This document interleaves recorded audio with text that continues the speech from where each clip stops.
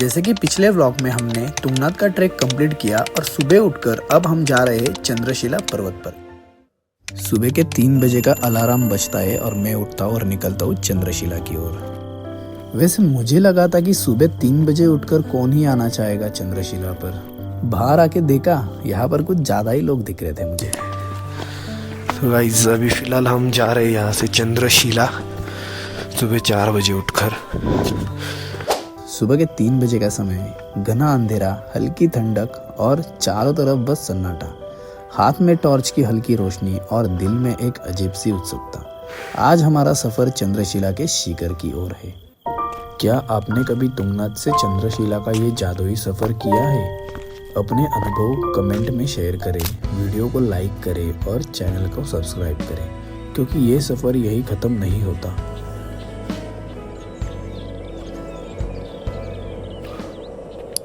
अब हम पहुंच चुके हैं चंद्रशिला की चोटी पर, जहाँ की हवा में कुछ खास है।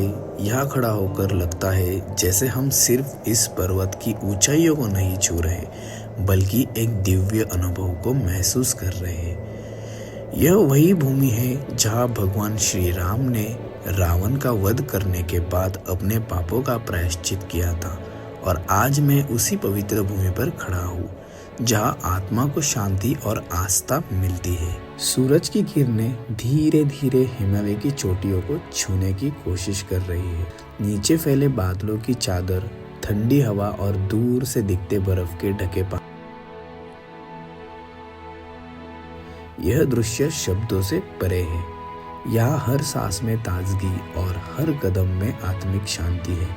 यहाँ की हवा कुछ अलग ही है, जैसे हर दिशा से भगवान का आशीर्वाद मिल रहा हो।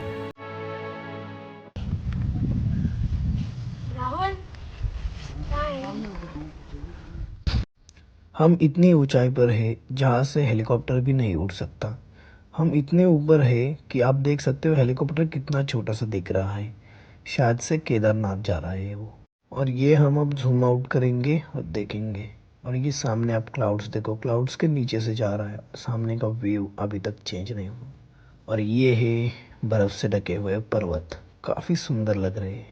1 घंटे से मैं ये व्यू देख रहा हूँ, पर मेरा मन अभी तक भरा नहीं है। मुझे यहाँ से जाने का मन नहीं कर रहा, बट क्या करें, जाना तो पड़ेगा ही।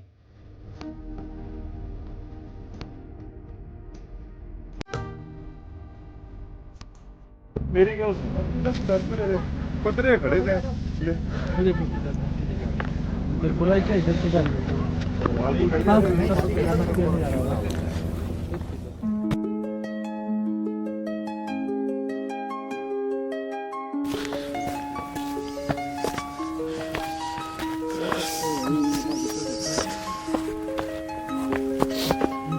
तुंगनाथ का ट्रैक हो चुका है हमारा, और इसका जो फील था वो मैं आपको बता नहीं सकता, शब्दों में बता ही नहीं सकता। मैं आपको खुद ही आकर यहाँ पर आना चाहिए और ट्रैक करना चाहिए। यहाँ पर आके ही पता चलेगा क्या फील होता है। बहुत मतलब इसके पहले मैंने कभी देखा ही नहीं है ऐसा व्यू। क्लाउड्स के ऊपर हेलीकॉप्टर्स भी छोटे दिख रहे थे हमारे सामने, हेलीकॉप्टर्स हमारे नीचे थे लिटरली। चंद्रशिला से नीचे आते हुए हिमालय के बीच का दृश्य बेहद खास है। हिमालय की ठंडी हवा में ब्रश करते हुए ये ताजगी का एहसास कुछ और ही है। सामने बर्फीली चोटियाँ और चारों ओर फैला शांत वातावरण, जैसे पूरी दुनिया रुक सी गई हो। यह हर पल नया अनुभव और ताजगी से भरा हुआ है। तुंगनाथ के दर्शन लेने से पहले मैं सोचता हूँ कुछ शॉपिंग की जाए, तो यहाँ हम शॉपिंग करते हैं और उसके बाद निकलते हैं मंदिर के पास।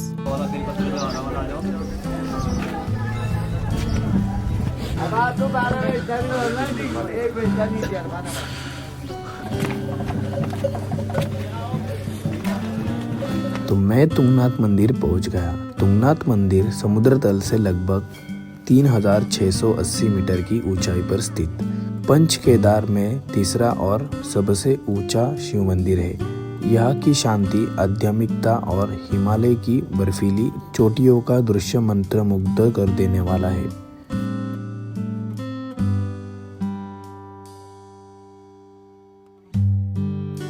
तो शिव जी के दर्शन करने के बाद मैं निकलता हूँ हमारे होटल की ओर वापस।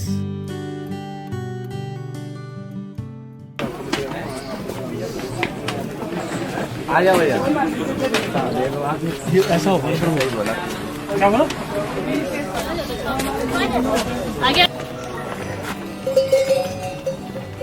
तो दोस्तों अभी हम तुंगनाथ दर्शन करके नीचे उतर रहे हैं बेस कैंप की ओर।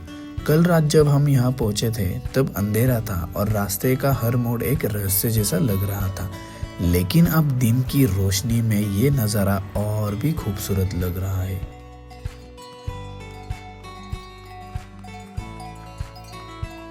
दूर दूर तक फैली ये वादियाँ, सूरज की हल्की रोशनी में चमकते पहाड़ और ठंडी हवा।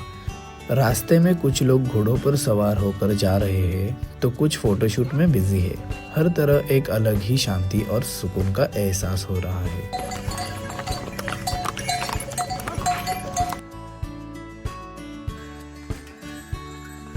फाइनली यार हम तुंगनाथ के बेस कैंप पहुंच गए।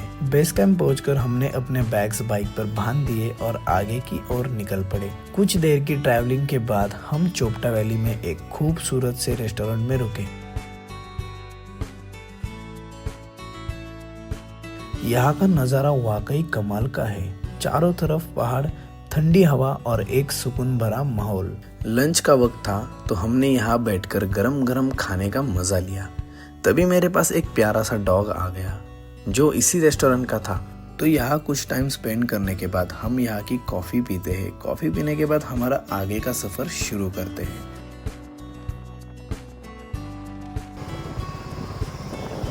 फाइनली गाइस हम 100 किलोमीटर आकर यहाँ पर रुके हैं। ये है श्रीनगर, यूके का श्रीनगर, उत्तराखंड का। ये है उत्तराखंड का श्रीनगर। आप आगे देख सकते हो यहाँ की सिटी। नज़ारों का मजा लेते हुए अपनी यात्रा पर आगे बढ़ते रहे। ये है यहाँ की संस्कृत यूनिवर्सिटी, गंगा किनारे। ये है नीचे बहती गंगा और ये एक छोटा सा पुल। धीरे धीरे सूरज ढलने लगा और चारों तरफ अंधेरा छा गया। 9 घंटे के लंबे सफर के बाद आखिरकार हम ऋषिकेश में अपने हॉस्टल पहुंचे। तो ये है हमारा हॉस्टल, यहाँ पर आप आयन कर सकते हो। हॉस्टल का वाइब कमाल का था, आरामदायक और सुकून भरा। कुछ देर रेस्ट करने के बाद हम पास ही के एक कैफे में गए जहां माहौल और खाना दोनों ही शानदार थे। दिन भर के सफ़र की थकान के बाद वापस हॉस्टल लौटकर हमने चैन की नींद ली। अगर व्लॉग पसंद आया तो चैनल को सब्सक्राइब करो और नेक्स्ट व्लॉग का वेट करो। कल जो होने वाला है वो अनबिलीवेबल है।